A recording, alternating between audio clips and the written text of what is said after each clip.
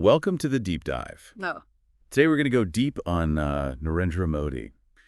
We have this really interesting interview he did with Lex Fridman, and we're going to try to pull out all the really interesting insights from it. You know, it's not just about Modi's life story or anything, but really about how those experiences he had shaped his leadership and how he sees India's role on the world stage. Yeah. So it all starts with his humble beginnings, right? In Vadnagar, a place that has a ton of history, literally goes back thousands of years. And Modi talks a lot about how this ancient heritage shaped the way he sees the world. Yeah, and he doesn't just tell you that he was poor. He paints a picture of it. He talks about not even having shoes as a kid. And then when he finally got a pair, he polished them with leftover chalk to keep them pristine. It's such a small detail, but it's so revealing. You can really see his resourcefulness and attention to detail, traits that are still evident today. In his policies, think about the Make in India initiative, for example. It's all about boosting domestic production and self-reliance. It's like an echo of that early resourcefulness. Huh. It makes you wonder, did those early experiences kind of plant the seeds for those big initiatives? Right. That resourcefulness and that drive to make the most of what you have. Yeah, it's a fascinating connection to explore. And then there's the influence of his mother. Yeah. He talks a lot about her selfless dedication to serving others, Right. which seems to have had a huge impact on him, shaping his own service-oriented approach to leadership. Definitely. But then there's this period in his teenage years that's straight out of a movie, spending 2 years wandering in the Himalayas, Yeah. living this minimalist yogi-like existence. Yeah, that period obviously left a lasting mark. He talks about sleeping under the open sky, testing his physical and mental limits. And it seems like it really fostered a deep connection with nature for him, a sense of discipline, and this really introspective outlook. So it's he went on a quest for self-discovery before he started his political journey. Speaking of which, his involvement with the RSS, the Rashtriya Swayamsevak now, that's something that always comes up. What were your main takeaways about how he talks about the RSS? He really emphasizes that the RSS instilled in him this strong sense of national pride, a commitment to serving the people, and a really disciplined approach to life. He learned to approach everything with a purpose, and that purpose was always serving the nation. So it's more than just a political organization for him. It was formative in shaping his values and how he leads. But how does that tie into his vision for India on a global scale? That's where things get really interesting. He talks about India's unique cultural identity, how it reconciles incredible diversity with this sense of shared heritage. He uses the example of Lord Ram, Okay. a revered figure across India, whose stories resonate with everyone, transcending any kind of regional differences. So it's a common thread that kind of ties people together. Yeah. Even with the huge variety of languages and dialects and traditions. Exactly.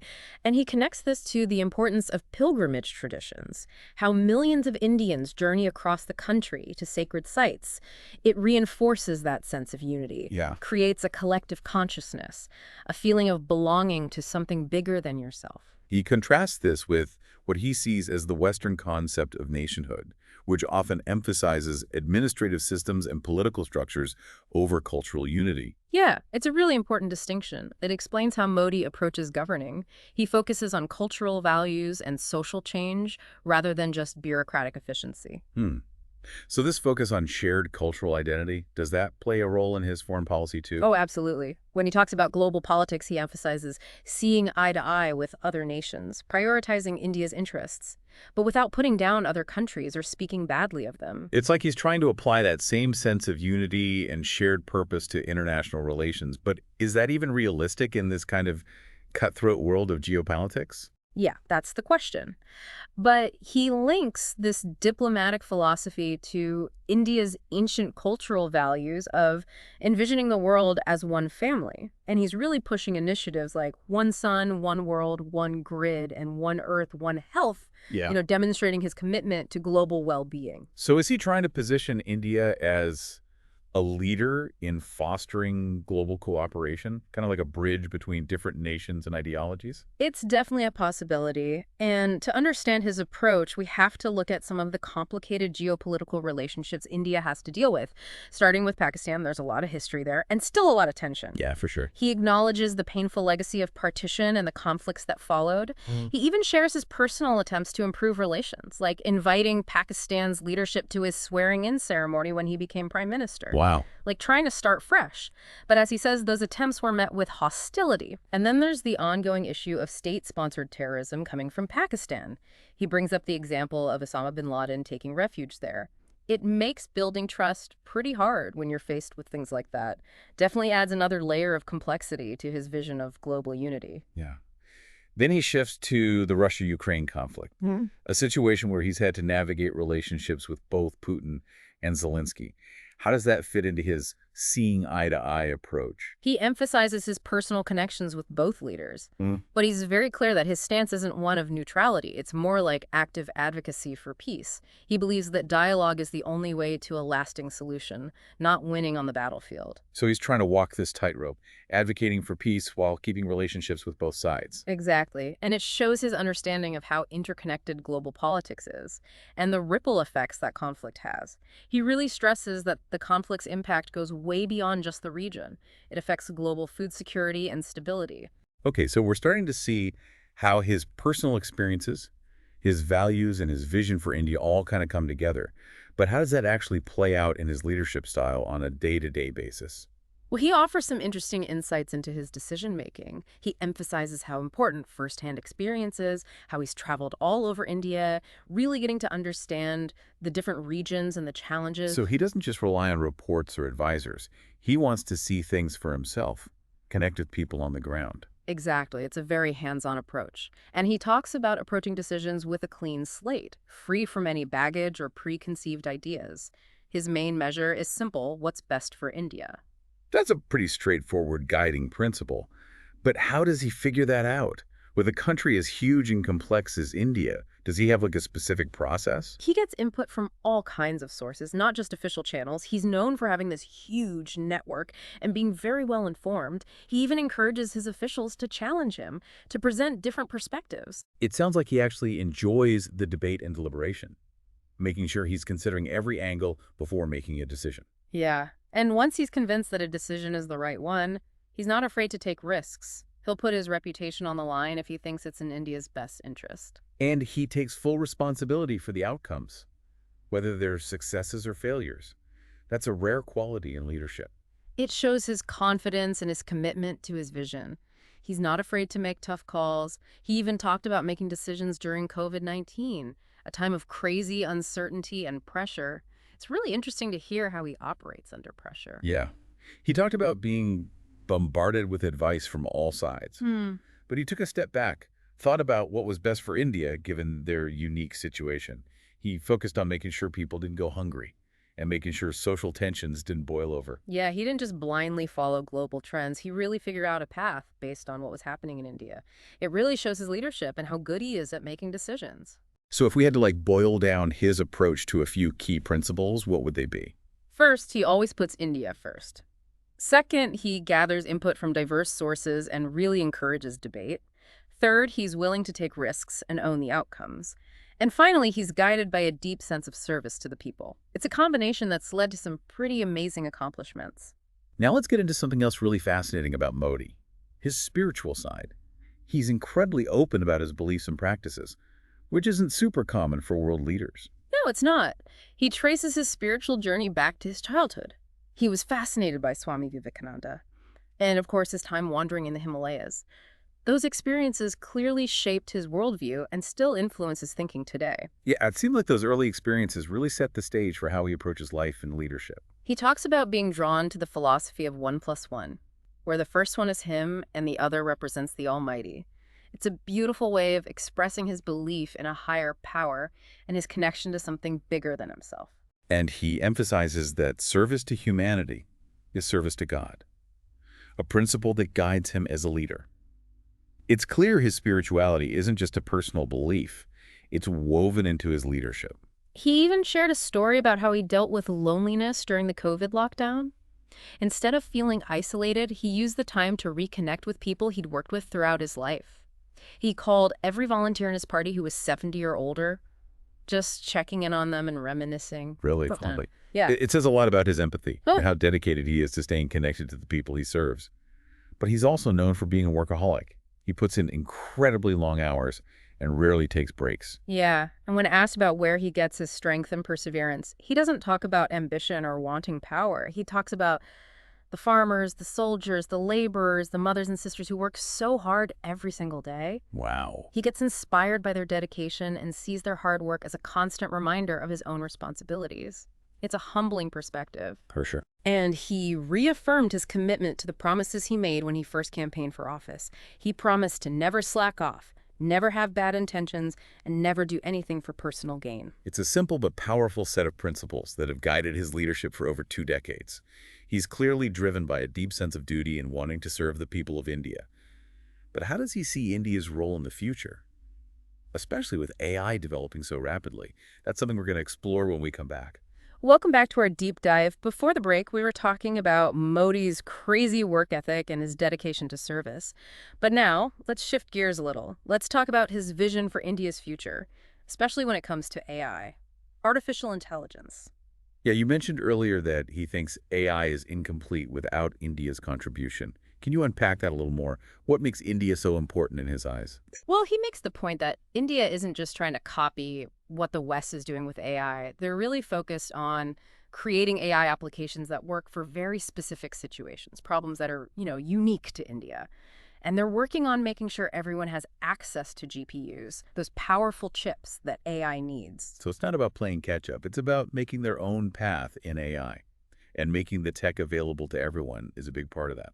Exactly. And Modi talks about this change in mindset, how India is really embracing new technology. Remember that story he told about the American company executive who was blown away by how many engineers there are in India? Oh, yeah, yeah. It really shows just how much talent there is. And Modi sees that as their greatest strength. He keeps saying that AI is really powered by human intelligence in the end. Right. And he sees the young people in India and their natural creativity as like the fuel for their AI ambitions. He also gave shout-outs to some of the big Indian tech leaders in the U.S., like Sundar Pichai and Satya Nadella. Oh, yeah? And he says their success is because of the values they brought with them from India, like dedication and integrity. It's cool how he connects it back to Indian culture, saying those values are a big reason they achieve so much. It's like he's saying India isn't just sending talented people out into the world. They're sending a whole way of thinking, a set of principles. And those principles, combined with India's tech skills, could totally change the global tech scene. Absolutely. So he's not just talking about tech, he's talking about values. It's like everything's connected for him. It really is. And that connection also shows up in how he makes decisions. He shared some insightful stuff about his process, like how important it is to have firsthand experience, how he's traveled all over India, getting a deep understanding of the country's different regions and all the challenges. But so it's not enough to just read reports or listen to advisors. He's got to see things for himself, connect with people directly. That's a key part of his style. But once he's got that firsthand experience, how does he actually make a decision? He talked about coming to decisions with a fresh perspective. No baggage or preconceived notions. He's not tied to any one ideology or special interest. His main goal is simple. Do what's best for India. That's a pretty clear goal. But how do you even figure that out with a country as big and complicated as India? He gathers information from everywhere, not just official channels. He's known for having a massive network and being really well informed. He even pushes his officials to challenge him, to bring different viewpoints to the table. So he's not just looking for people to agree with him. He wants to hear different opinions. Exactly. He seems to really enjoy the debate and discussion, wants to make sure he's thought of everything before deciding. And once he's sure a decision is the right one, he's not afraid to take risks. He's willing to put his reputation on the line if he thinks it's good for India. And that goes back to what you said before, about how he takes responsibility for the results, good or bad. He's not afraid to be held accountable.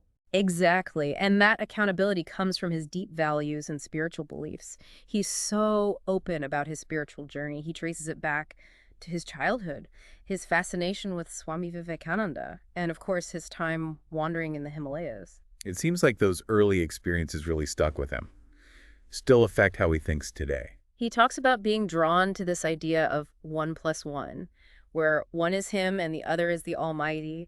It's such a beautiful way to talk about believing in a higher power and feeling connected to something bigger than himself. Right. And he always says that helping people is the same as serving God. Yeah. That's a principle he lives by as a leader. It's clear his spirituality isn't just a personal thing. It's a part of his leadership. He even shared a story about how he dealt with being alone during the COVID lockdown. Instead of feeling isolated, he spent the time reconnecting with people he'd worked with over the years. He called up every volunteer in his party who was 70 or older just to check on them and talk about old times. Wow, that's incredible. Yeah, it was. It really shows his humility and how much he cares about the people he serves. He's not this distant, powerful figure. Not at all. And it ties in with his unbelievable work ethic. The guy puts in crazy hours, rarely takes a break. But when he's asked about where he gets his energy and drive, he doesn't talk about ambition or wanting power. He talks about the everyday people, the farmers, the soldiers, the workers, the mothers, the sisters, all the people who work so hard every single day. Wow. He finds inspiration in their dedication. He sees their hard work and it reminds him of his own responsibilities. It's a really grounding perspective. Yeah, it is. And he also restated his commitment to the promises he made when he first ran for office. He promised to always work hard, to never have bad intentions, and to never do anything for personal gain. It's a pretty simple set of principles, but they've guided his leadership for over 20 years. It's clear he's driven by this deep sense of duty, this desire to serve the people of India. But it's not just about India. It's about India's place in the world. He talks a lot about the connection between science and spirituality, and how India can help us understand the world in a more complete way. You're thinking about his admiration for Srinivasa Ramanujan, that amazing Indian mathematician who said his mathematical insights came from divine inspiration. Modi sees Ramanujan as the perfect example of science and spirituality coming together. Exactly. He seems to believe there's a deeper understanding, something beyond logic and reason, a place where science and spirituality meet. It's a fascinating way of thinking. Makes you wonder how this belief might affect how he deals with global issues. It definitely adds a whole other dimension to his leadership. He's not just practical, he's a seeker, someone who's always looking for the deeper meaning of things. And that combination of practicality and spirituality makes him a unique and interesting figure on the world stage. But as we keep exploring Modi's vision for India, there's this one question that keeps coming up. How does he balance this ancient wisdom and spirituality with his embrace of new technology and innovation? Yeah, it really is a fascinating paradox. You have this leader so grounded in ancient traditions and spiritual values, but he's also like pushing India to be a tech powerhouse. It seems like he moves between those two worlds so easily. It's a tough balancing act for sure, but he doesn't see technology as replacing tradition, more like a tool to empower people and improve their lives. He talks a lot about how technology can be used to tackle some of India's biggest challenges, like poverty, healthcare, education. He seems really focused on using tech to connect cities and rural areas. He's talked about stuff like the Digital India Initiative, which aims to get rural communities online and give them access to digital services. Right. He believes that giving people access to technology unlocks their potential, creates opportunities for growth and development. Like it can level the playing field and give everyone a shot at success. So it's not just about tech for the sake of tech. It's about using it for social change and empowering people. It's about making it a part of Indian society. Yeah, exactly. And that's where his spiritual grounding comes in. He sees this connection between material progress and spiritual growth. He thinks that if you make people's lives better materially, it opens up space for them to explore their spiritual potential. It's about building a society where material and the spiritual well-being are like intertwined. And technology has a big part to play in that. But what about the downsides of technology? We've seen how AI can be used for surveillance manipulation, even war. How does he deal with those worries? He knows about those concerns. But he thinks that technology is ultimately a reflection of human intentions. He argues that if we approach it with the right values, with a focus on well-being and ethics, we can reduce those risks. So it's not about just blindly embracing technology. It's about using it carefully, responsibly, with a strong moral compass. That seems to be a big part of his leadership, putting human values first. Absolutely. And that's what makes him so interesting. He's not just a politician or a tech guy. He's trying to create a new path for India, and maybe for the world, by bringing together ancient wisdom and modern innovation. It's a path with a lot of challenges, but also a lot of possibilities. As we wrap up our deep dive into the world of Narendra Modi, I think that's the main takeaway for our listeners. His story shows us that leadership isn't just about power or position. It's about vision, values, and really wanting to serve something bigger than yourself. It's about recognizing how everything's connected, the past and the present, the material and the spiritual. It's about understanding that progress isn't just about economic growth or cool new technology. It's about people's well-being, creating a society where everyone has a chance to thrive in every way. And it's about facing the complexities of the world, the challenges and the opportunities, with curiosity, compassion, and a belief in what humans can achieve. It's a lot to think about. And leaves us with one final question. In a world that feels more and more uncertain, what role will a leader like Modi play in shaping the future? That's something for you, our listener, to consider as you continue to explore the world around you. Thanks for joining us on this journey. Until next time, keep exploring, keep questioning, and keep diving deep.